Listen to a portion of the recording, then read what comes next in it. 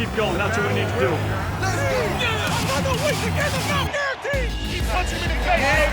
DeMarcus. Don't get satisfied. Let's go. The AT&T Stadium crowd is making a lot of noise. I hope for the same thing. It is as smackdown in this place. Come on, take the ball away, bitch. Let's go now. Cowboys on 3. Make it loud. 1, 2, 3. Welcome in to Cowboys Flashback. After a frustrating 26-15 Cowboys Thanksgiving Thursday loss to the Bills, I'm Dani Sureck. Thanksgiving is all about being reminded what you're thankful for and who you get to spend your time with. For Cowboys fans, the fast start in Thursday's game was about the only thing they could be thankful for. Tight end Witten caught his 71st career receiving touchdown pass, tying former wide receiver Bob Hayes for the second most in franchise history. Witten is now just 2 shy of former wide receiver Des Bryant's record of 73. However, the Cowboys couldn't hold that early 7-0 lead, and they couldn't hold that momentum. Quarterback Dak Prescott says this loss falls on the players, not the coaches. Prescott threw for an interception and lost his first fumble of the year. Let's hear why the Cowboys' early 7-0 lead wasn't enough to beat the Bills. We started off fast, something different than we've been doing, but weren't able to keep it up, weren't able to get it going. We ended too many drives without points. Simple as that. It begins with the offense, converting in the red zone, getting touchdowns, and we weren't able to do that. And I think it starts there. Once you get behind like that, that's a good football team we played. We got behind, and they controlled the clock, and they did what they had to do, and We heard a lot of screaming and a lot hollering in the locker room. Just talk about the emotions in the locker room after the game and what the guys were feeling. Yeah, emotional locker room. Just an exchange of words about us sticking together. Anything and everything outside of that locker room doesn't matter, and as simple as that. What was your message in that exchange? It's for those guys in the locker room. But there's still belief that you can turn 100%. There's no belief has been lost, no confidence has been lost. This is simply execution, and it's on players, and that's kind of what that conversation was. Credit the leaders, credit Michael Bennett, those guys that started that. It was a great conversation. A lot of great words. Passed, but it's just all about us executing and just getting the job done, and starts throughout the week about us doing things better. Jerry said his message to y'all is go write a hell of a story now. Why do y'all think you can do that, and what will it take to do that? We know we can do that because we control our destiny. We control the work that we put in. We control how we approach each and every day. We control the way that we prepare to get ready for these games, and I have so much confidence in the men in that locker room, the character that they have, and I wouldn't want to be in this position with anybody else except those men, and so confident in what we're going to do. With all due respect, just as a devil's advocate, why hasn't that happened yet? It will happen. What gives you the confidence that you guys can get going and get to the postseason? Yeah, I just said it. The character of the men in there. Been through so much with those guys, on ups and downs, on the field, off the field. When you're a part of this organization, there's a lot of stuff outside noise, and we've got a group that's able to lock arms and forget all that and ignore all that, and just focus on what's most important. And right now, it's about tomorrow. It's about how do we get in, clean this game up, get our workouts in, get better, and just know that we've got to flip that mindset and that mentality. To be our best in every single rep and every single thing that we do, and it's going to pay off going forward. After the Thanksgiving game, Prescott says the Cowboys are thankful to have Jason Garrett as their head coach. He says Garrett brings the right type of energy and focus and approaches the game the right way. How does Cowboys owner and general manager Jerry Jones feel about Garrett? Let's hear his answer right after this. Dallas Cowboys Flashback, presented by Reliant, is brought to you by AT&T. Rico's products make every game a home game with Rico's. Cigna, together all the way. And by Reliant, an NRG company.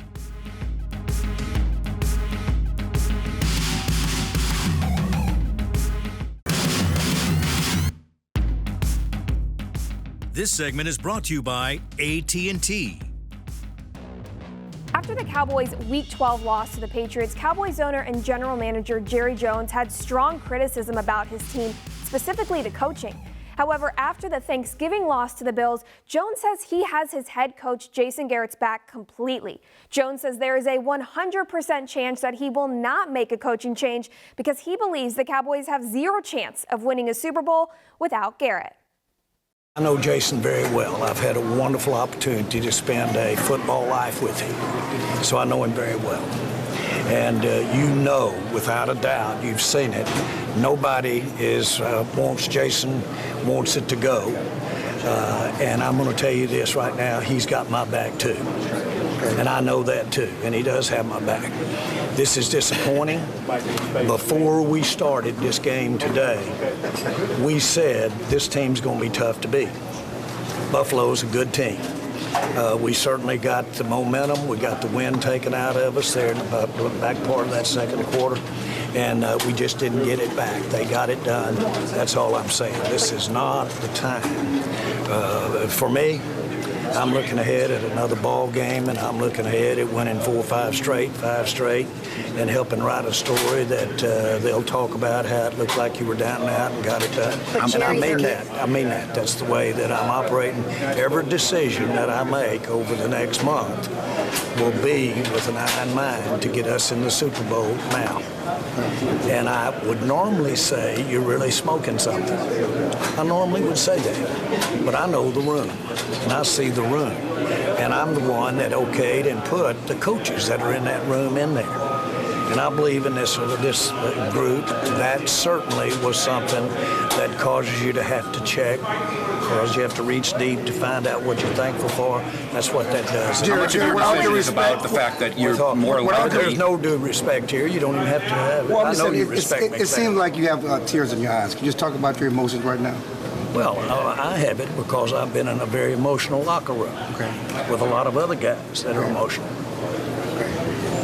And that's what it is. They're 0-5 right now against winning teams. Excuse me? They're 0-5 right now against winning teams. What gives you confidence that they're going to win out and get to a Super Bowl at this point? I don't know that I would inject confidence anywhere in this thing relative to just the hanging on the mathematical chance, but hanging on the fact that that group of people in there, I know that at various times over the last several years, I've thought they were absolutely exactly what I wanted to be in the room with as a part of a team. And so I'm based on that. Those names haven't changed. And we saw Cooper walk off today. I was worried about that knee. Would I have had the outcome that way and not been able to say his knee's all right? No. I'd rather have the outcome and his knee being all right, because we have still got a chance, and it's really because of the makeup of these guys. You can call that an indication of just how much I know. Jones says he believes Garrett can turn this around, and if anything, this all just creates a great narrative for the Cowboys to win a Super Bowl this year. The 26-15 loss to the Bills wasn't pretty at times, and the players understand that. While reporters were waiting outside the locker room after the game, they could hear loud screaming coming from inside. Next, we'll hear from the players on how that message was received. This segment was brought to you by AT&T.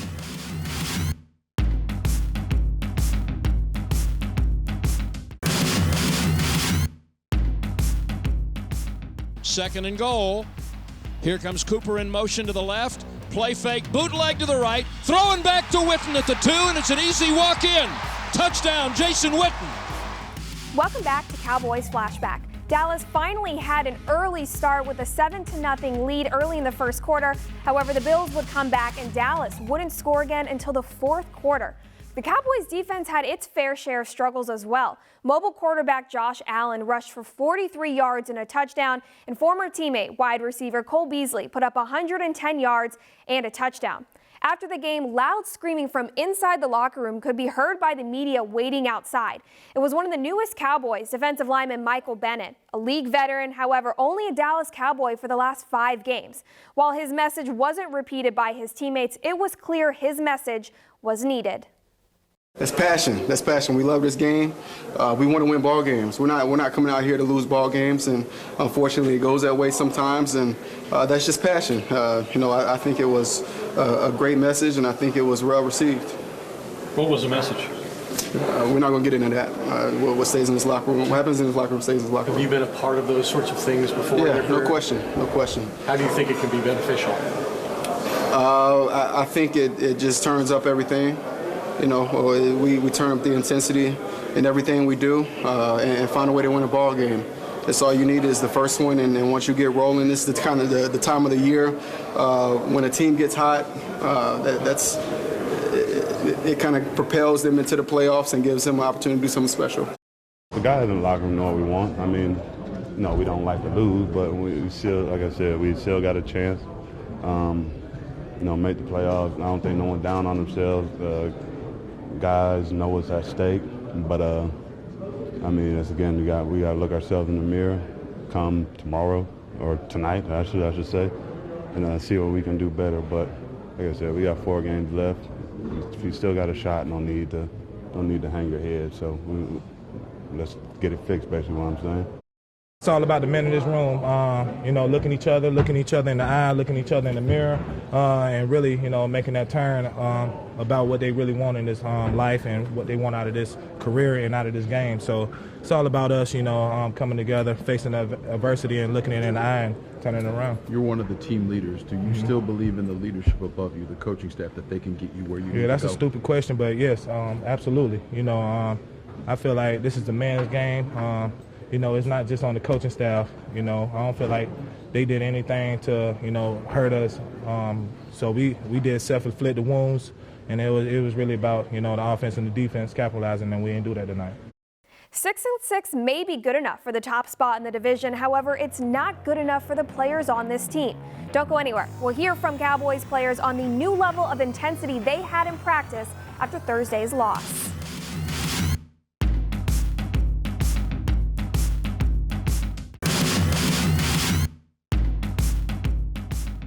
The Cowboys have back-to-back Thursday games as they prepare for the 6-6 Chicago Bears. So while their first day back to practice was on a Sunday, it really acted like a normal Wednesday. The Cowboys practiced outside, where practice got a little more chippy than normal because players are striving, pushing themselves to be better. Players have said they are frustrated to be 6-6 because they feel they have too much talent on this roster. Running back Ezekiel Elliott says there's no confidence lost in this team because they know what they need to do. He says it's the same story it's been all year, better execution. We're just angry that we're not where we expect ourselves to be, and just angry that things haven't been going the way that we want them to go. So, we just got to channel that the right way, come in like we did today, go to work, and just, trust the process and, go out there and play better football. How was practice today? Practice was good, great energy. Guys were on the stuff. Guys had a little stuff in their neck, and it was a little chippy and ready to go. Y'all talked about not peaking too early, kind of middle of the season. Is time running out to peak? We need to start getting that thing going now. Not many games left. It's really crunch time now, and got to win some ball games. You talked about being chippy. You being chippy on the practice field. Y'all were practicing angry? Yeah. Is it good to see that from the team? That's what you expect. It's the type of team we are. It's how we're building. And we just got to, figure out a way to go out there and play better on Sunday. We've had a rough couple weeks, but again, we keep talking about it. It's right there in front of us. So I think, guys are kind of have that clean slate mentality right now, and that we got to go in and win a game and take it one week at a time and hopefully string something together to finish the season. Zeke said you guys were angry. Are you angry? You practicing angry? Well, no one's happy, that's for sure. I don't think anyone's happy to be sitting where we're at right now, but like I said, we're very aware that it's right there in front of us, and if we take care of business, we'll be where we want to be. You're focused on this month going forward, but are you more surprised or frustrated with where you kind of find yourselves right now? I think frustrated. I think guys are. Definitely frustrated. I think, we know what we have in this locker room, and not getting it done and being where we're at. But that again, that's the thing about it is we're still in control of our own destiny, and it's up to us to block out the noise and come in this week and get it done, and take the first step we need to do. Hard to sit back and look pre-game and say, oh, I don't think that guy's got it today. I mean, everybody's got it, and they're coming out and doing their best. It's we're not all doing everything at this right, not doing everything right at the same time, I guess. You've had other backs against the wall scenarios since you've been here. Does this one feel any different?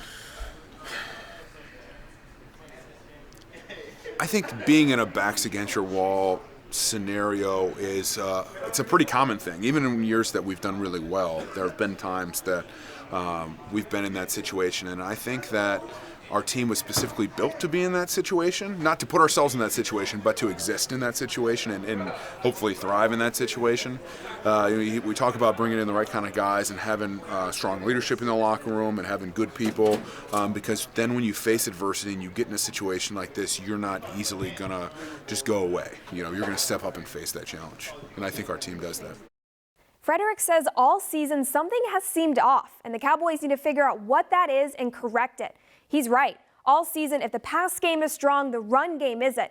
Against Buffalo, the Cowboys converted first downs through the air 22 times. On the ground, just 5. If the offense is clicking, something on the defense seems to be struggling. Or if those two phases are working well together, special teams has struggled. The Cowboys need to find a way to play 4 full quarters of cohesive football.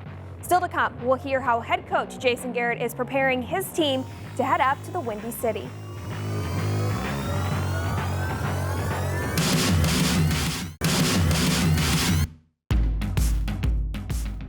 Chicago's offense has been lacking this year. They only have 4 games where they have scored 21 or more points compared to the 9 games in which Dallas has done so.